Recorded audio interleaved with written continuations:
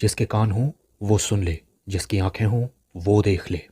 हम उन लोगों के लिए विशेष धन्यवाद देना चाहते हैं जो हमें SBI पे, गूगल पे और पेपलिंक के द्वारा हमारी सेवकाई में बोते हैं। डिस्क्रिप्शन बॉक्स में दिए हुए लिंक से आप भी बो सकते हैं।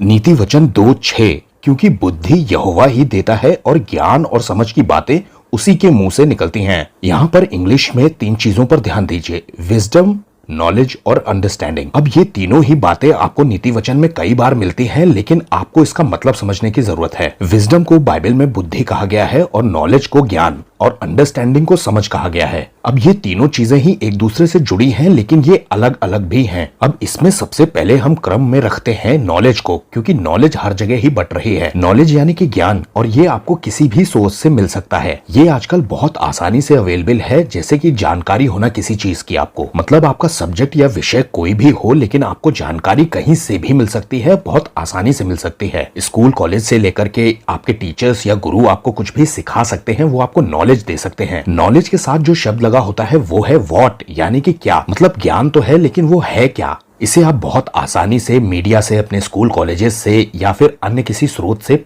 प्राप्त कर सकते हैं, यानी क्या चल रहा है। अब मैं बात करता हूँ अंडरस्टैंडिंग की। अंडरस्टैंडिंग है समझ, मतलब कि जो ज्ञान आपको मिला है, नॉलेज आपको मिली है, वो आपकी समझ में भी आ गई है। और जो शब्द अंडरस्टैंडिंग के साथ जुड़ा है वो है कैसे, कोई भी चीज कैसे परफॉर्म कर रही है। मतलब आपने पहले ज्ञान ले लिया, फिर आपको अंडरस्टैंडिंग आ गई उस चीज की। मतलब आपने नॉलेज से अंडरस्टैंडिंग की तरफ शिफ्ट किया है, यानी कि क्या से कैसे की ओर। नॉलेज में आपने सब्जेक्ट के क्या को जाना था, लेकिन अंडरस्टैंडिंग में आप कैसे को समझते हैं, यानी कि हाउ। मतलब आप उस काम को अब खुद भी कर सकते हैं, क्योंकि आपको वो समझ में आ गया है। अंडरस्टैंडिंग या समझ में चीजें किस तरह से हुई हैं, ये बात समझाई जाती है। अब सबसे जरूरी चीज पर आते हैं, यानी कि विजडम पर, जिसे बाइबल कहती है बुद्धि। बाइबल इसके बारे में बहुत बात करती है और सबसे ज्यादा तो नीति वचन इस बारे में बात करता है। बुद्धि का मतलब ये है कि जो चीज आपने जानी है, यानी कि नॉलेज जो आपको मिला है और जिसकी आपको समझ आ गई है कि वो कैसे होगा, उसको लाइफ में इम्प्लीमेंट करने को विजडम कहते हैं। मतलब आपने उसका यूज करना शुरू कर दिया, प्रयोग करना शुरू कर दिया। और ये है जो बाइबल सिखाना चाहती है, क्योंकि ये सबसे इंपॉर्टेंट हिस्सा है इस चीज का। विजडम के अंतर्गत आता है निर्णय लेना, यानी कि डिसीजन मेकिंग। और इसके लिए जो शब्द लगाना चाहिए वो है नाउ आई एम स्टार्टिंग। मैं अब शुरू करूंगा इसे करना। इसमें डूइंग वाला पार्ट आता है। मैं आपको एक उदाहरण के तौर पे समझाता हूँ। मान लीजिए बाइबल में आपने एक विषय चुना, जैसे कि देने के बारे में, या फिर कहूँ माफ करने के बारे में। मतलब सबसे पहले तो आप नॉलेज ही देखेंगे कि क्या करना है, क्या होता है ये माफ करना या फिर देना। फिर आप उस चीज को समझ लेते हैं कि माफ करने से हमें खुद माफी मिलेगी, देने से हमें ही दिया जाएगा, जिस नाप से हम देते हैं उसी नाप से हमारे लिए भी नापा जाएगा। मतलब आपको इसकी समझ भी आ गई, अंडरस्टैंडिंग आ गई कि मुझे ये सब करना चाहिए। लेकिन सबसे इंपॉर्टेंट हिस्सा है विजडम, यानी कि अब डूइंग पार्ट। एक समय आएगा जब आपको डिसीजन लेना पड़ेगा। लोग जब आपका दिल दुखाएंगे, जब आपको परेशानी होगी किसी से, आप किसी को खड़े होकर माफ करेंगे, दिल से माफ करेंगे, या फिर जेब ढीली करके देना शुरू करेंगे किसी को। बहुत कम विश्वासी होते हैं जो विजडम वाले हिस्से तक पहुंच पाते हैं। वो या तो नॉलेज और फिर या तो अंडरस्टैंडिंग पर ही रुक जाते हैं। लेकिन बाइबल कहती है जो भी आपने पढ़ा है, जाना है, समझा है, उसे इम्प्लीमेंट तो करो। असली विजडम तो यही है। एक और उदाहरण देता हूँ। यीशु मसीह ने कहा, तुम जाकर के सारे जगत में सुसमाचार प्रचार करना, मेरे गवाह बनना,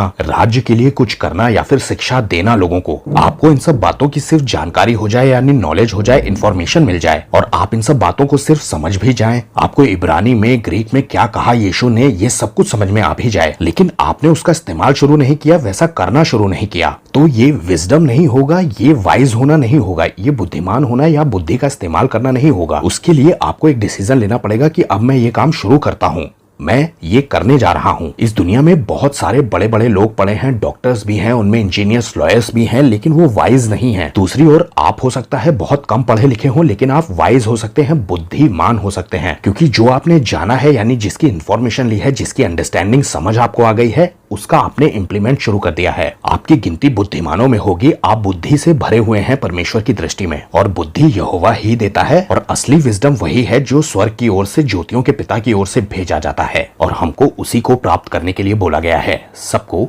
जय मसीह की।